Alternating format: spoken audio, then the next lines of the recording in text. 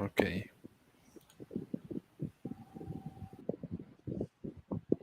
Is it visible? Do you mean the presentation? Yeah. Can you see my? I just No. shared my screen. I can only see Okay. your cams. No. No. Oh, sorry. Sorry, this tool is quite new for us.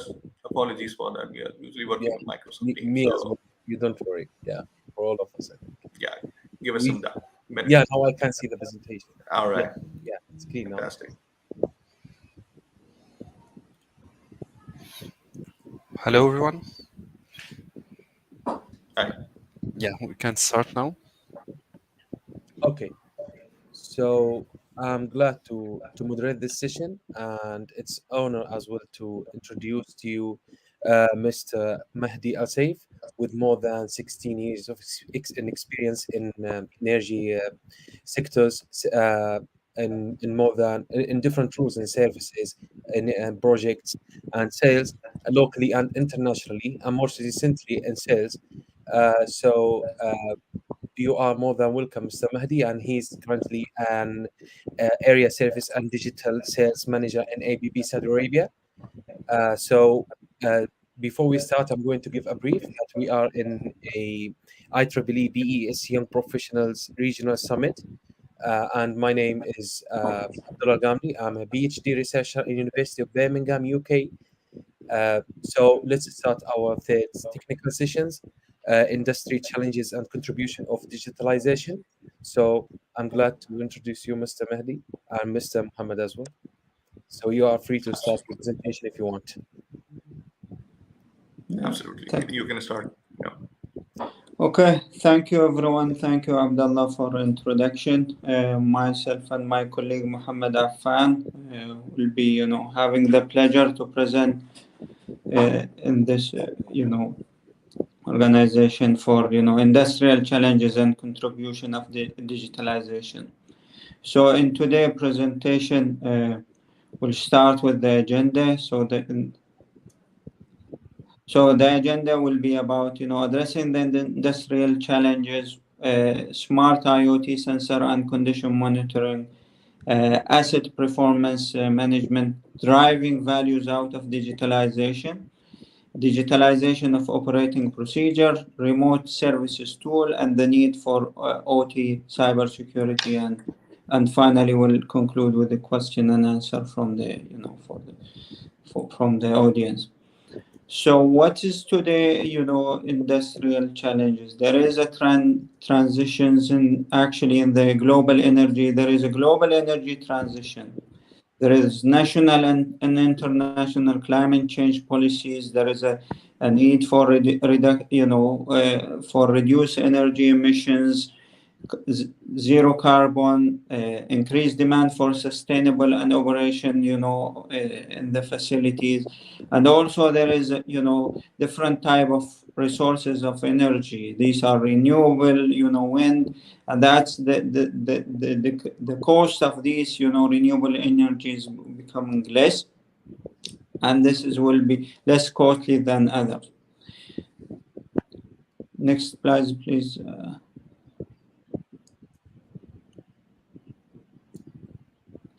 So within today, what are the biggest challenges into the industries? There is a cybersecurity challenges. There is attacks on the critical infrastructure are increasing in terms of regularities and sophistication.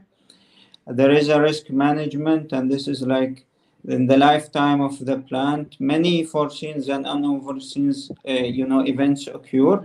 There is a price pressure. So there is a, global competition and high audience, and on world market development require full control over cost, especially in uncertain times. And there is also the energy transition, and the energy transition that require that we use the sustainable energy sources, bring, that's using, that will bring a lot, fundamental change across the energy business. So how we mitigate this? We mitigate these risks, so Mitigation for cybersecurity. So we provide, providing foundational security control and infrastructure, as well as always maintaining, security maintenance and operation. In terms of the risk management within the plant, so we utilize utilization of digital technologies to predict and put up priorities and reduce the risk, to reduce the number of failures and optimize the asset life cost. On the price level, so I mean the utilization of the big data available to provide, the insight needed for effective decision makings to, to enable optimized cost control, and that's where the digitalization role comes to the picture.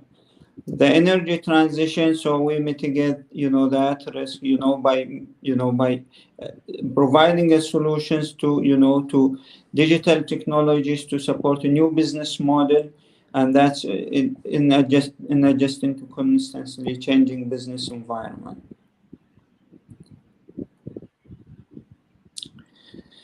So within the organization, digitalization within the industries start breaking the silos between different, stakeholders. So it's provide data from the smart sensors to the enterprise to provide more insight and utilize of the data.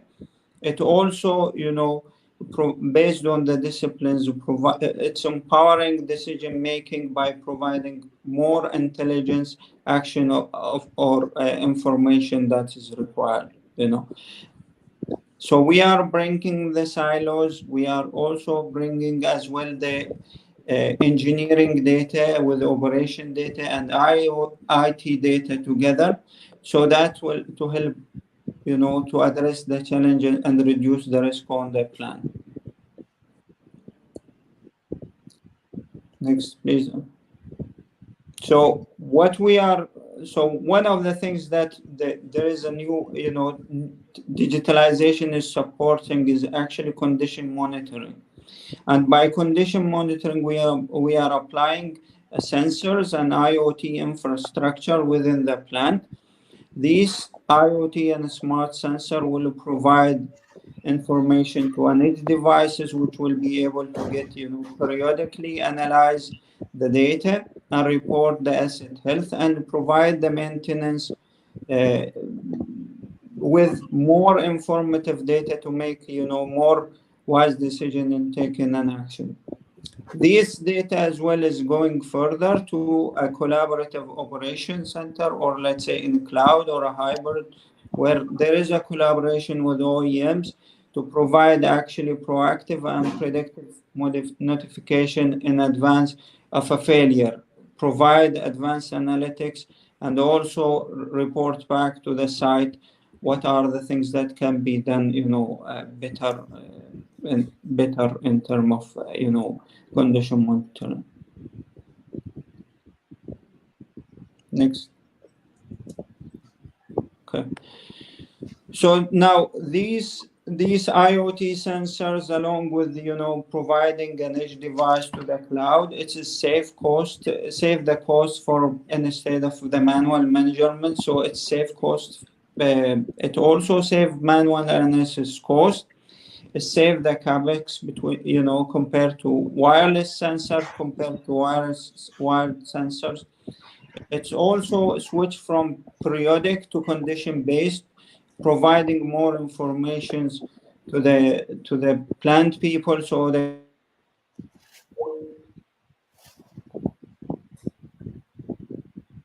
get the data. It also exchanges subjective with the objective. So with it also provide more details to the people in terms of what are the information available, what are, utilize the data to justify the maintenance action and investment, and it also prevent unplanned stops and reactive stops actually in firefighting with that condition-based monitoring. Next. So what are the asset performance management fundamentals? So if we have now, that's where take us actually from, the condition based to the asset performance management fundamentals. So there are failure modes based on, failure modes, effect, and clarity. So if we take a medical case, a person goes to the doctor. They took, they took a sample. They measure this against, there is a reading, the actual reading of his uh, test against a reference. The doctor actually prescribe what are the actions to be taken. That's the medical case. Within the industry, if you take actually a turbine, and then if you take a bearing system, there are measurements being taken. These are actually being referenced with the limit, and these are utilizing the big data, and then the expert knowledge being utilized within the machines to provide what are the action needs to be taken.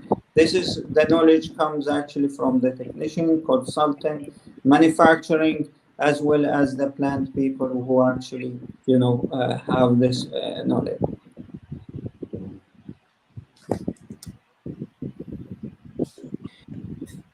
There is a shift actually within the industry. So we see is actually that there is as well there is a need for maintenance dashboard. This maintenance dashboard is providing a near real time based of the status based condition monitoring on the edge.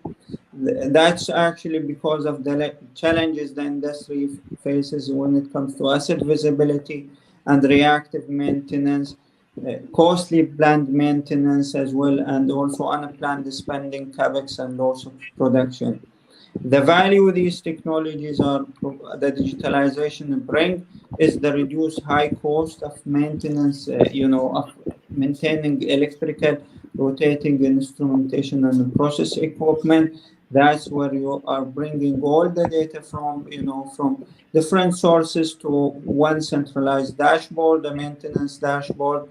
It also provides, a possibility to prioritize the maintenance activities with real-time condition status. It also avoid the damaged equipment and reduce repair cost. And what you can see on the left, you can see an example of a maintenance dashboard where you can actually, based on the state, the condition of the maintenance and the status, you can actually the engineer can go and look into the site. What is the impact of the maintenance dashboard or the asset performance on the system, on the plant? It provides an reduce of maintenance cost up to 30%. It improve the turnaround with 30% and improve the production uptime by up to 10%. And this is by avoiding the downtime, prioritizing the maintenance activities, and avoid the breakdown of the equipment.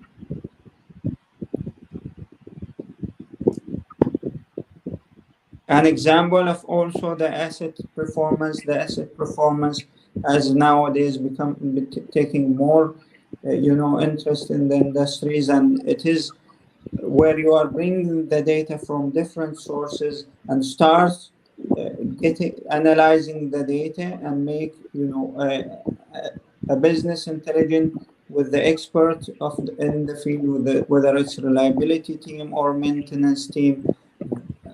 That's what should be our next action and what should we maintain.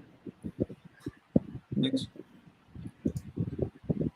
Okay, so with this, I will hand over to my colleague Muhammad Affan, who will take you on to the digitalization of operating procedures. Over Thank to you, you. Mahdi, for a very nice presentation. Abdullah, thanks a lot. And I would really like to appreciate, and it's been an honor to be a part of this summit. Special thanks to IEEE, Power and Energy Society, and especially it's my all-time ambition and passion to speak like this and to try to educate people and let them know about what knowledge we have.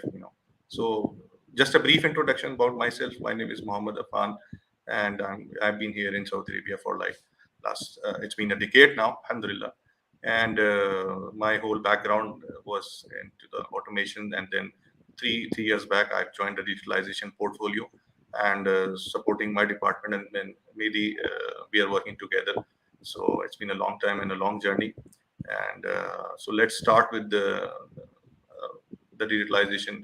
Okay, so this topic, I believe the topic which Mehdi has already, presented. It's a kind of interesting and a very very hot topic nowadays, and there is a really a real focus on the digitalization with that perspective, the complete visibility of the assets and giving the particular value for a data which has been not been utilized before. So these practices are really, so similarly, if we talk about particularly in power sector, there are so many sectors when we talk about, when we can split them into generation and transmission and the dispatch system and so on.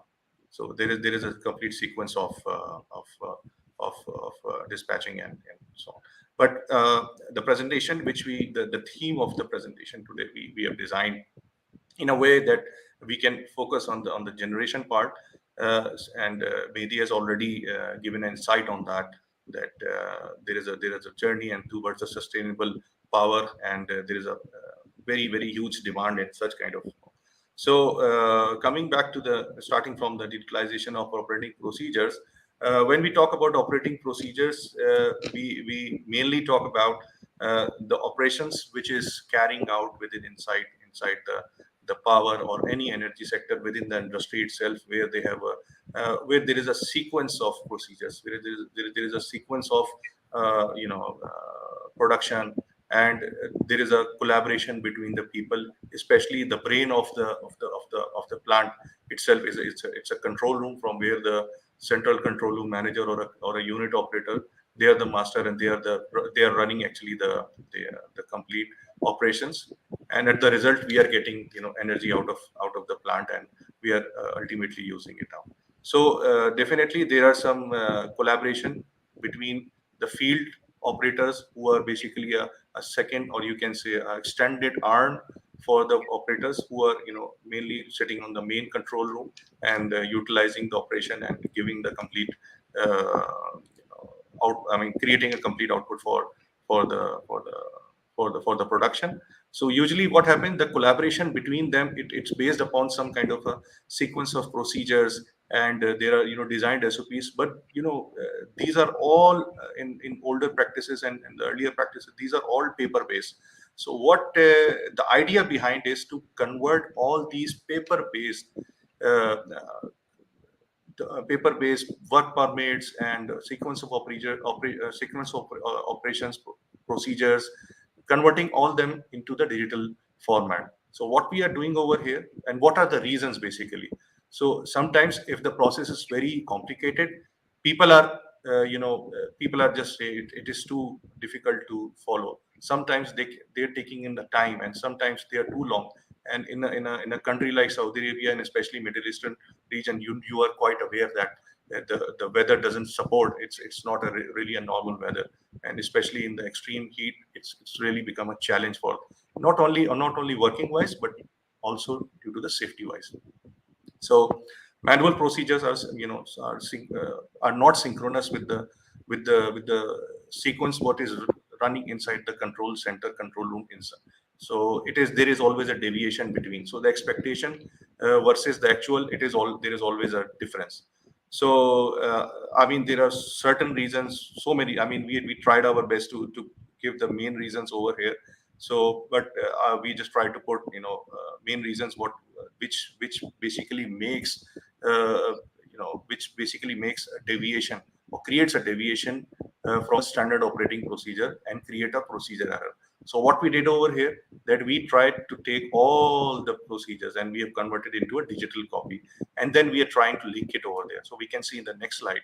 So typically when we talk about startup of the plant, shutdown of the plant, and the changeover activities, when we particularly talk about the power and energy sectors. So while we doing this, what are the main objectives? So basically, when we are converting them into digitalization and to digitized format, it is basically not a soft copy. It is also linked with the procedure and a control system running behind. So whatever interlocks or whatever safety loops are connected to the process itself, they will be linked to your digital procedures. So if I myself as a field operator, if I make a mistake out of due to any step of the sequence, it will not allow me to proceed further. So what happens then? It means we are minimizing human variability. I by myself will have a intuitive, because I'm an experienced operator, so I will think that what I think that this is, if I think it is right, I will do it. Probably it is not supporting the procedure itself, and it may cause some kind of a deviation or a disturbance. So that is the important part. So what we are doing over here, we are trying to minimize these kind of human errors. Then, if we talk about human, definitely, it's if when we talk about human behavior, this is one of the thing. Then we are retaining whatever. Now the purpose, another purpose, when we are digitizing those procedures, we are creating a copy of those, of all use cases. So basically what happened that if somebody wants to go back into the past and review those cases, so we have the record. We can also access to that at that particular time of or span of time that activity has happened, and I can see what how it went bad, or it went good, or it went according to the expectation. So the basic, or I would say the one more one of the very standing out feature of this idea, that you don't need an experienced person to work on that. I mean, if a person or a newly joined employee, if he or she has a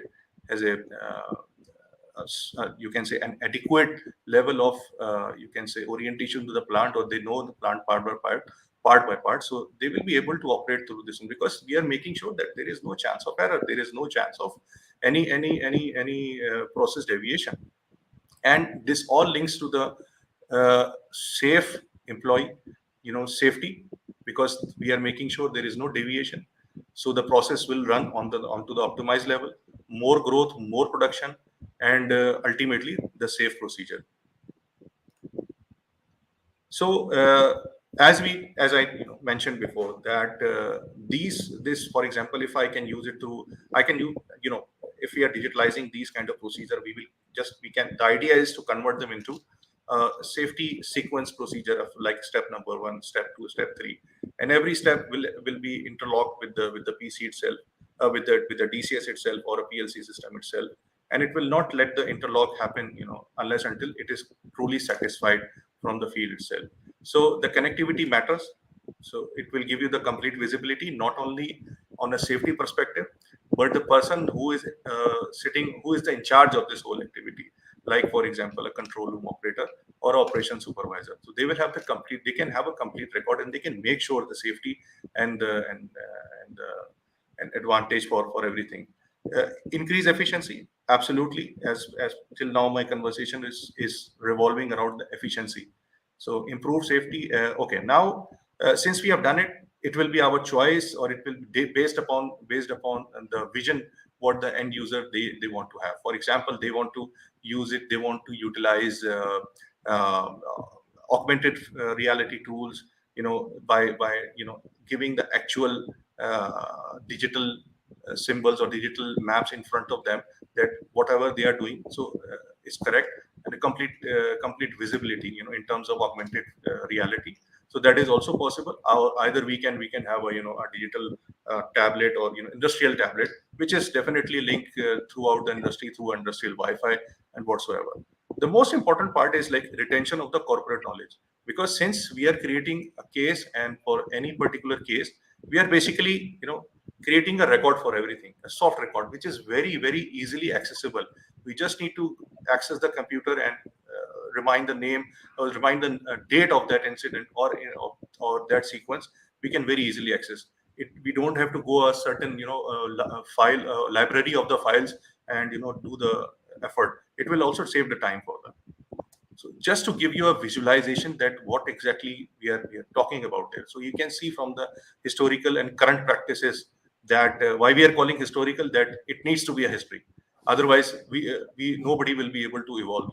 So the idea is to digitalize into a mobile device. This mobile device can be a phone if it is allowed, or it can be a industrial tablet, which is definitely working over a standard industrial Wi-Fi network supported, within the premises itself. So the best part is it is integrated with the control room, and then we can use a variable device for the further training, training our people. That is a more, the first thing that they can leverage, or they can be, they can have a on-job training. And then since we are using the digital objects through the wearable device, it can be, the exercise can itself be done, can be used, can be utilized for a training purposes as well. So we have the data, everything is available, all we need is to, digitalize it. So that's the idea for, and and we call it, in our terms, like augmented field reality and field procedures. Another, a year back, when there was a time when the whole world was in a lockdown, and we were still receiving at, I mean, we were stranded at our homes, and it was quite difficult time, I understand, for all of us. Then, but still, we were saying that we were getting our, uh, all the utilities were available, all the power was present, water was there, and every utility. So it means the plants were still running. And at that time, being in our organization, we used to make sure that everything, our partners, our end customers, they used to have, these kind of, their plants keep running, and we will be able to support them in whatsoever issues. It could be multifunctional issues, it could be, it could be electrical, it could be mechanical, it could be controls, or it could be any kind of issue. So what we, the idea behind is, that remote services tools, which basically creates a collaboration between them. So we'll see the challenges first. So basically, what happens when even it's between, if we talk about remote tools, and but we first talk about the challenges. My apologies. So when we talk about fixed time rate, for example, there is a study that 23% of incidents, or 23% of troubleshooting, is not possible on the first day of the visit of the engineer to any site if there is any issue, because of the prior knowledge. For example, if somebody calls me that, sir, I have an issue at my plant, I will not be able to understand at the first instant that what kind of issue you're talking about, unless until I have some kind of a visibility for that, or some more knowledge. If the person sitting on in the inside the plant, if he has a complete definition, or a very extended knowledge about it, then I will be able to understand. So I will equip myself, or myself, to go over there with the proper set of tools and proper set of knowledge to fix the problem at the spot. But due to the lockdowns and everything, nobody was able to travel. So the people living near the plants, and they were managing somehow. So it was it was a hard time. So when we talk about shorter resolution time, for example, if I have this kind of, if I'll have some kind of a, tool from which I will be able to look into the problem and see that what exact issue is there. So I will equip myself from a proper tools, and go to the plant, or any closed area, wherever the establishment is, and we'll be able to fix the thing within a moment, because time is money, time is important.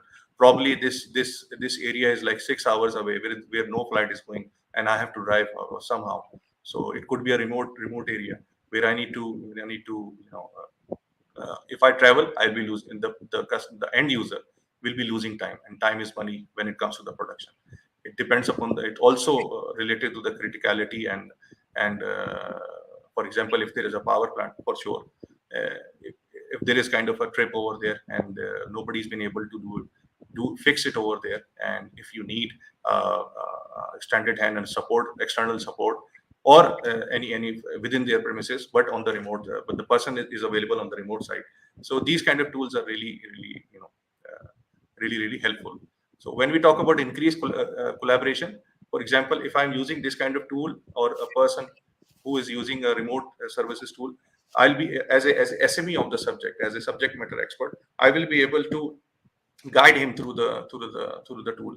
So it will be basically a on job training for a person, he will come to know, yes, I have given this instruction. Next time, if this problem is going to happen, so this is the way which I have learned from the previous experience. I will be able to apply and fix it again. So this is one of the. So okay, I'm jumping a little bit from the topic, but ultimately it's going to link and make a better understanding. So when we talk about realities nowadays in a digitalization world, this is virtual reality and augmented reality. You will be able to understand and see that uh, these things are very much used. These terminologies are very much used. So basically, when we talk about virtual reality, it's kind of a gadget or a gaming gadget or any training gadget which we wear around, and we are completely isolated. We get completely isolated from outside world. What is happening beyond us, what is happening in my actual reality, nobody knows to know. Nobody will be able to know once they are in the virtual reality world. So again, we come to the next is augmented reality. I'm just giving a brief introduction on this to our listeners. So when we talk about augmented reality, in this, it's basically a static mix of a digital layer. Or for example, I would still be able to see my reality, but it will be equipped with a digital layer, fixed digital layer of any digital object. It could be, nowadays we came to know, like live, and the terminology called live annotation.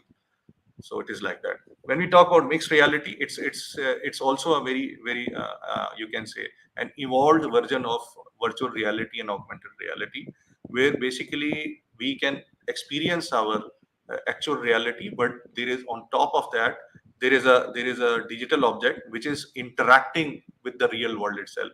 I mean, you might have seen these kind of experiences in normally more in gaming gadgets, but within our organization we are using it for training the people. We are creating a virtualized plant, so you can imagine that what are the possibilities, right? So coming back to the now, I'm connecting both stories together. So our idea is to let the people know about these kind of technologies, which not only ABB, but other OEMs are also are offering. So the features which we are expecting, so it's basically a digital wearable device, where if, for example, if you can see a right side person is on the plant and wearing a digital device. Okay, and from there he or she can relay, or you can extend the video towards the person, towards the SME who might be sitting like 1,000 kilometers away, maybe in the next country, another country, somewhere else around the globe, anywhere. It depends upon the internet connection, how strong it is. So he or she will be able, whoever is the SME, he or she will be able to see what exactly they can see over there. So they can guide the people who are in the site and actually working. And the people. It's a very good example of a collaboration. So it can be supported through a uh, shared video, audio. It can be, live annotations can be there. So to point out the particular thing, point out the particular, you can say, equipment to be fixed. So we can record the session. Sometimes there are applications where we can even record the complete session, our remote session. So it can be used. It can be used later as a reference for that particular issue, which may later occurs. And definitely a cross-platform support. Like it could be your phone, it could be an iPad, it could be an industrial tablet, it could be a wearable device, it could be any wearable digital device. So that is the whole idea about it. But let's see the key benefits now. We can review the key benefit. So reducing the time and cost, absolutely. Instantly connected to the expert. And then I forgot to mention that we can not only connect to one expert, but it can be connected to the multiple expert. It should be. So if the expert is not the particular SME for the problem over there, he or she will be able to take support from an expert of that particular issue. So this flexibility should be there. Improve safety and increases awareness, absolutely. Safety is there, since we are not connecting it to the system itself. It's a separate link, so there is no cyber threat, first of all. And then we can increase awareness in terms of that the person who is on the site is learning and having on-job experience. So while maintaining these kind of things, absolutely, life cycle is improving, and the quality of service is improving, and definitely the accessibility is there. So this is one of the benefit of the remote service tool, which are really emerged in this wave of digitalization. Okay, so when we talk about the whole in digitalization part, which comes with the integration of IT and OT, this whole can be achieved. It's not possible. It should not be established without a proper cyber secure infrastructure upon my any facility over there. So when we talk about operation technology, there is a IT cyber security. Then we talk about OT. What is OT? That it's a network infrastructure for the control network of the plant itself or of the facility, which are very critical, and we need to keep them safe. So it depends, really depends on the practices done through the people. It's all depends upon the technology, it depends upon the people, it depends upon the procedures. So all need to be synced together, all need to be updated, because the threat is very real, and we can see in our next slide how real is that. So this is basically a statistics taken from SANS Institute, and it's a last year survey. So you can see the top business concerns, where where the end users, they want to make sure that their operation should be reliable without any difference. So it's a complete report, published report. We tried to take some snapshot just for your uh, you know and top threat vectors, like what kind of threats you can expect. The top is ransomware, which is, you might have heard about a lot of times, but it was the most dangerous. It was kind of, like, say, most successful one in penetrating and disturbing the infrastructure, not only IT but the OT, and it managed somehow to jeopardize the complete operation wherever it goes. So there are, you can see nature cyber attack, sometimes, internal threat, phishing scam, but these are all, a very generalized one.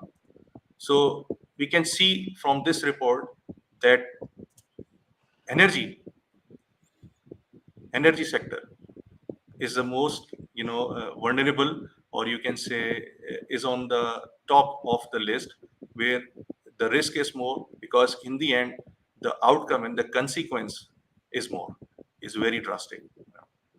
Imagine if the power plant near me is getting hacked and getting shut down through a ransomware, or whatever access, or whatsoever reason, I will be losing power. I mean, I have a family too.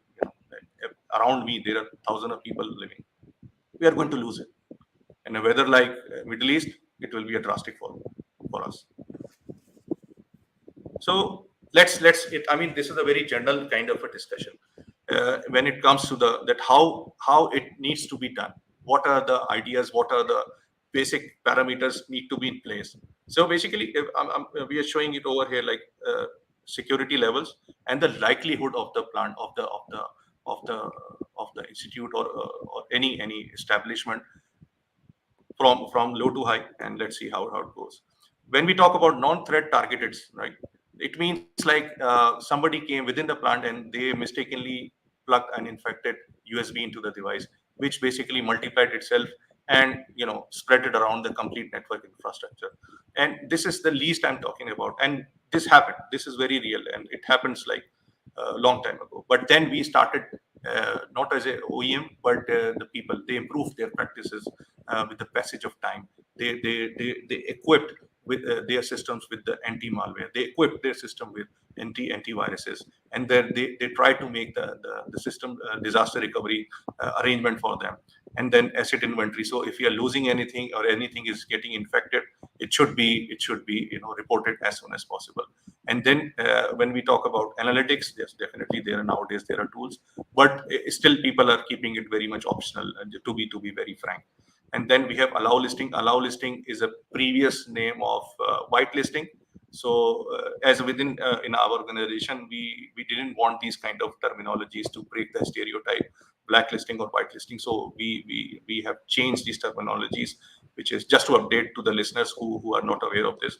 So the new name for uh, whitelisting is allow listing and block listing. So please, within your own, just for your knowledge, I'm just sharing this. So coming back to this, so while we are putting this basic foundation controls, we think yes, okay, these kind of hazards where we are ending up infected, where we ending up plugging the infected USB, we'll be able to uh, what whatsoever viruses is there, we can we can protect our systems from by using these practices.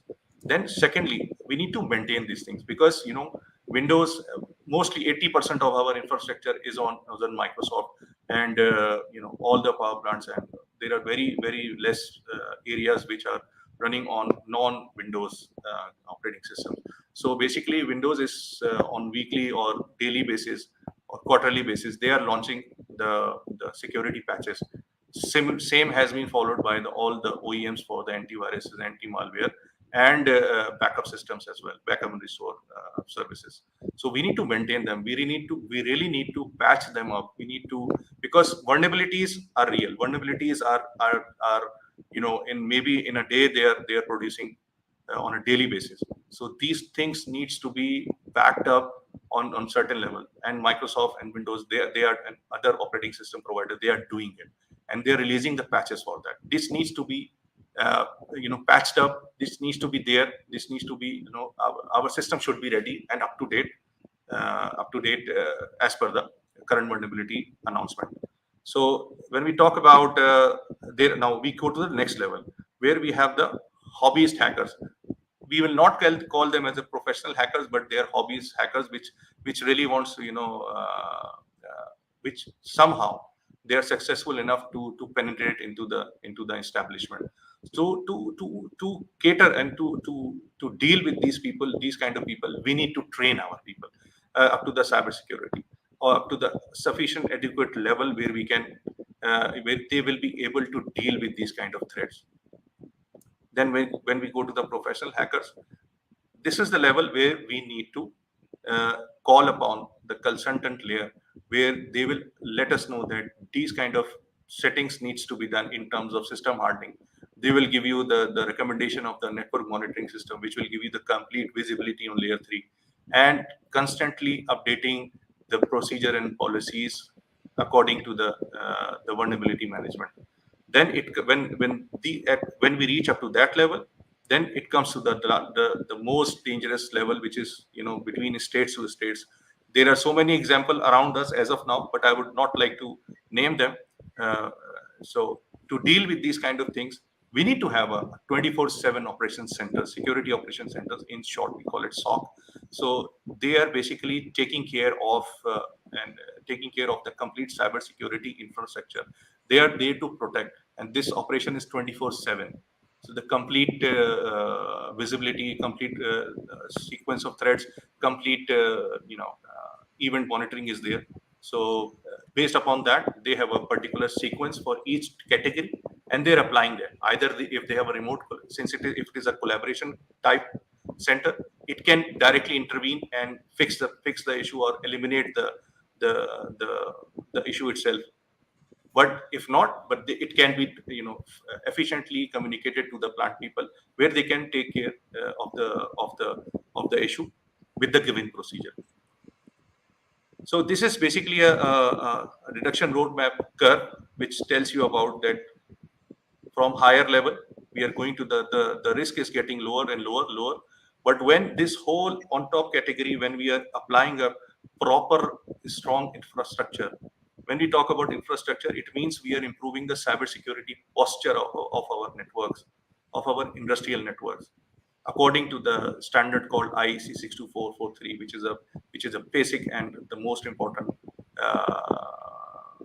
international global standard for this OT cybersecurity. When we develop and deploy this kind of compliance, and we update our network architecture according to that. How we do that? There is a complete study on that. We apply zoning, we apply levels to that. We create different levels to the and we do the segmentation. So there is a complete, it's a very separate detailed topic. So you can see by applying these things, we can reduce further. Okay. Now, in this slide, basically, we are just trying to give you a visibility that how things are. This was according the previous slide was more into the high level and holistic level, you can say. But here you can see that how things are really happening.